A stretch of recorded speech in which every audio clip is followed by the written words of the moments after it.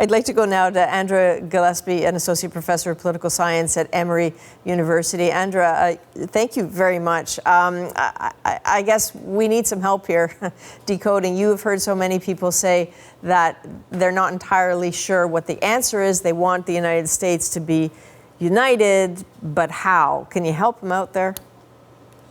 Well, I mean, if we look at public opinion in the last 4 years, particularly President Trump's job approval rating, I mean, it has been consistently net negative.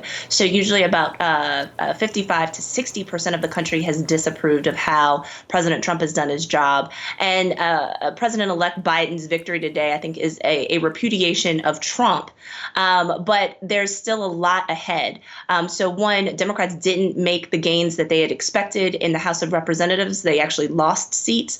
And in the Senate, they are now waiting on 2 runoffs in Georgia to determine who is actually going to control the chamber. But what people do say is that they don't like the divisiveness. And I think that was reflected in President Trump's defeat this week. So, Andra, when you talk about the Senate, maybe you can help answer a question for us, because people have this imagination that saying, okay, if Joe Biden won, let's list off the people that they would like to see in his cabinet, for example. But what are his chances of getting the cabinet he really wants through? Certain appointees, your highest level appointees in the executive branch administration, have to be approved with the advice and consent of the U.S. Senate. So Senate Majority Leader Mitch McConnell, anticipating that he was still going to hold on to power, has signaled that he is going to scrutinize the choices that come through. And so some people take that as a sign that if President-elect Biden chooses extremely progressive people as potential cabinet picks, that their confirmations might actually be held up in the Senate. So they're waiting to see what the impact of that will be. But I think that there's a risk of a potential backlash. Senator McConnell has gotten away with, obstructing or holding up judicial nominations at the end of Barack Obama's term as president of the United States. But would you actually grind to halt sort of appointing the leadership of, the executive branch departments behind political posturing? I don't know if it sort of is as going to be as beneficial to do that in the same way that he was able to do with judges. Now, to be sure, the bureaucracy is massive in the United States, and so the work of agencies go on, but you need leadership at the top. If there is an indictment of the Trump administration, you could tell what the lack of leadership and the lack of and the many unfilled positions actually did when it came time to have coordinated policy responses, such as with COVID-19.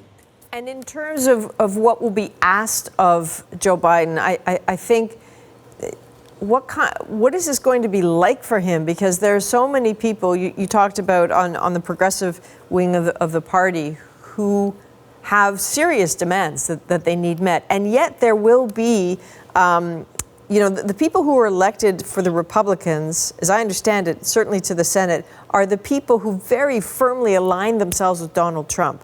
Sort of not the Republican Party of Mitt Romney, but definitely the Republican Party of Donald Trump. So how do you bridge that divide? Well, I mean, I think it's hard. I think you're right. America is still very polarized. The legislative process where we've seen moderates retire or lose election in both the Democratic and the Republican parties is still underway. The first thing that President-elect Biden needs to do is to set a different tone.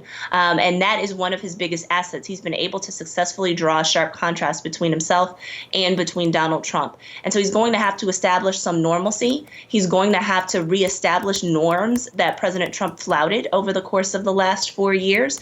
And then once he set the tone, then he's going to have to leverage his power to bring people to the table to get them to have discussions. I think the most difficult part of our polarization right now is that people are so wedded to their own side that they don't actually consider the opinions of others, in some cases because they view their position as being existential. That actually is sometimes problematic when you're trying to build consensus and when you're trying to compromise. And so what President-elect Biden is going to have to do is to establish a tone where people feel like they're heard, and even if they don't get everything that they want, they at least feel that they can be comfortable with the steps that are being taken that may perhaps move them in the direction of the policy goals that they want. It's a hard task, and it's going to require not just him and Vice President-elect Harris, but it's going to require other people to be willing to engage in that conversation. And I suppose it's going to require learning lessons from countries around the world that have been through these divisions before. I heard an interesting interview with someone talking about the lessons of Lebanon for the United States. You know, people have had to learn to find the middle ground, which is what has been lost so much in the U.S. Andra Gillespie, we really appreciate that. Your insights are very helpful. Thank you, ma'am.